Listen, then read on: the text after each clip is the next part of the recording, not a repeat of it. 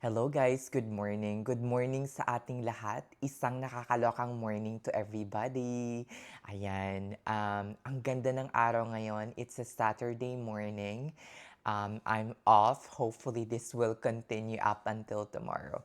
Ayan, kakabasa ko lang ng message or comment ng isa sa aking mga subscriber. Ang sabi dito, next vid about health savings account please and thank you. Ayan, let's do it. 'Di ba? Disclaimer lang, ang i-share ko sa inyong information today ay kung ano lang yung alam ko about health savings account. Anyway, madami naman kayong mga videos na makikita sa internet discussing about health savings account and its benefits, kung saan kayo mag-aano. Pero i-share ko na rin kung ano yung alam ko about health savings account, guys. Ang health savings account, guys, ay isang savings account that you can open sa mga financial company or financial administrator, like for example, Fidelity. The same din kung saan kayo nag-open ng mga 401k, ng mga Roth IRA, ganon. So, Fidelity kasi napakababa ng mga management fee nila compare sa mga competitor nila. Yun lang ay based sa aking experience. Sherlock, nag-endorse. Ayun. So, ano ba yung health savings account, guys? Ang health savings account, isa siyang account na parang, pag-iimpukan mo or pagsisaban mo ng isang tax-free money. Free tax, guys. And then, i-grow mo yung money mo doon sa health savings account and then, you withdraw it for what? For qualified medical expenses. So, kapag withdraw mo na yung money mo from the health savings account, you can only withdraw that or use that money to pay for your hospital bills, for your healthcare services, ganon. Hindi mo siya pwedeng ipang-shopping, 'di ba? Hindi mo siya pwedeng gamitin sa ibang mga bagay except for a what? Qualified medical expenses. So, better ito for individuals na, gagamitin lang tong perang to or yung pera sa health savings account on your retirement kasi for sure, hindi naman ko sinasabing 100% sure na ma-hospital kayo. Hindi natin alam kung anong mangyayari in the future, but just in case you have a big hospital bill in the future, especially dito sa Amerika, that can be paid off by your health savings account money. So, ano ba yung kagandahan ng health savings account, guys? Bago natin i-discuss kung paano nyo to i-open. Ang kagandahan sa health savings account, for example,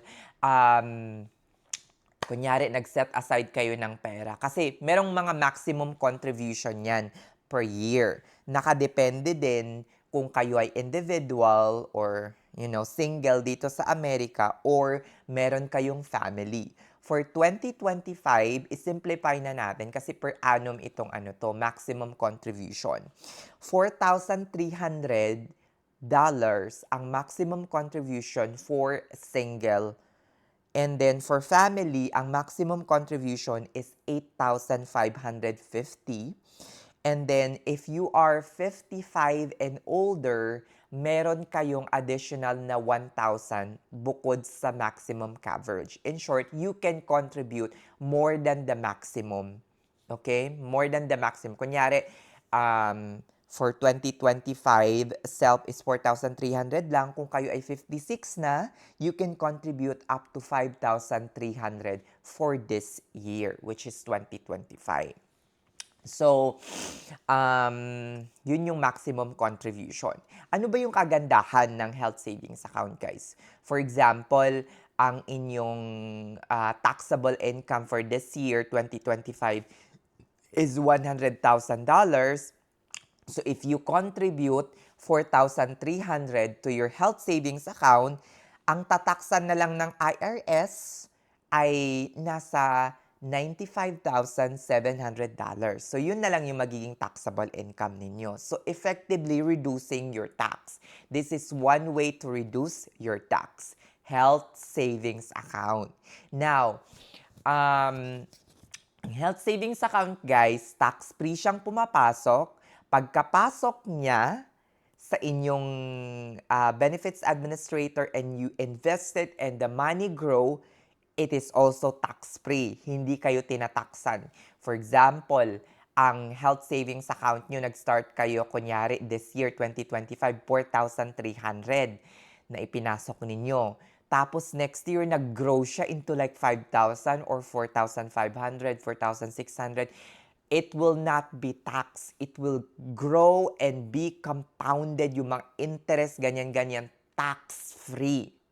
Now, when the time comes na nagkaroon kayo ng hospital bill na pagkalaki-laki and you have to pay a medical or qualified medical expenses or hospital bill, i-withdraw nyo yung money, basta ibinayad nyo siya for a qualified medical expenses, it will also be tax-free. Wala din kayong babayarang tax. So, 'di ba? Nakita niyo yung pagkakaiba, yung sa Roth IRA or sa hindi sa Roth IRA, yung sa 401k when you withdraw it, may tax, 'di ba?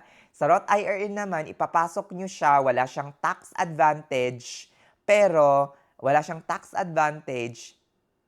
And then, kapag i-withdraw na siya, tax-free naman. Ito, papasok na, merong tax advantage, mag-grow siya tax-free, and then i-withdraw nyo din siya tax-free. So, tax-free siya lahat from beginning till the end. 'Di ba? Basta gagamitin nyo siya for a qualified medical expenses. Do you have to wait up until 65 years old or 60 years old para gamitin ang pera ninyo sa inyong health savings account? No, you don't have to wait. Hindi nyo kailangan mag-antay. For example, ngayon, in my case, kunyari 2025, nag-contribute ako sa health savings account ko and then nag-grow. After 5 years, na-ospital ako at nagkaroon ako ng large medical bills. So, anong mangyayari? Gagamitin ko ang health savings account ko to pay for my medical bills. So, you can use it anytime, guys. Anytime pwede niyo siyang gamitin. Tax-free. O, diba? Napakaganda nitong health savings account. So, sino ba yung mga nagko-qualified for health savings account? Not everyone is actually qualified for this.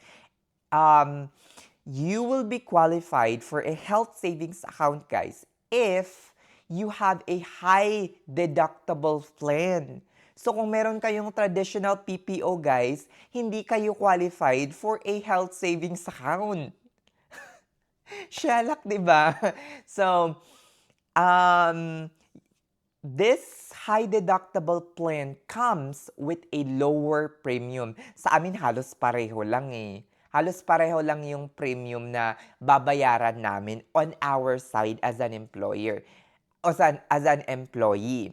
Pero on the side of the employer kasi, medyo bababa yung kanilang contribution sa high deductible plan. Kaya sila nagbibigay ng match if you have a high deductible plan.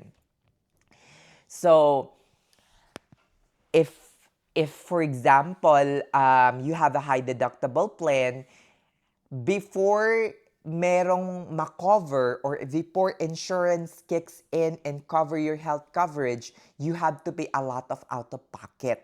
'Di ba? For example, you have a high deductible plan. For example, usually meron kayong deductible na $5,000, $10,000, 'di ba? So, kunyari for this year, meron kayong deductible na $5,000, and then na-hospital kayo, you have to pay first $5,000 before, okay, out of pocket, before the insurance will cover your healthcare needs or your hospital bill. So, bago sila magbayad sa mga gastusin ninyo sa ospital ninyo, sa mga medical bills ninyo, kailangan nyo munang mag-shell out ng $5,000 if $5,000 yung inyong deductible. So, hindi ito bagay sa mga taong madalas magkasakit or merong mga existing medical condition. Kasi expected na kung meron kayong existing medical condition is madalas kayong magkakaroon ng doctor's office, madalas kayong magpapalab, madalas din kayong pupunta sa ospital. So this is not fit for you. This is fit for healthy individual who rarely use what? Healthcare services. So kung rare kayong gumagamit ng mga healthcare services or rare kayong nauospital, high deductible plan, match it with your health savings account is better for you. 'Di ba? So better yung high deductible plan for a healthy individual. So itong health savings account ay fit na fit sa mga taong bihira or once in a blue moon talaga pumunta ng ospital. Ayan. So, alam niyo na kung saan nababagay yung health savings account. Now, how would you open a health savings account, guys? Paano kayo mag-open since alam niyo na meron kayong na meron kayong high deductible plan and you are qualified for that. So, once you determine that you are qualified, you just have to go to like Fidelity, open a health savings account, and then set up an automatic, transfer from your paycheck going into your what?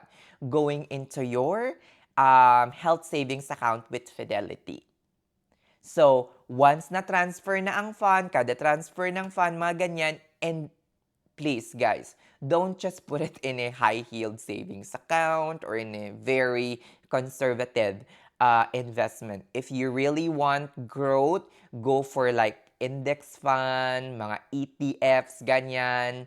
So go with that para mag-grow talaga yung inyong money. Especially if you have intention to keep your health savings account for like 10 years, 20 years, and 30 years, mga ganyan.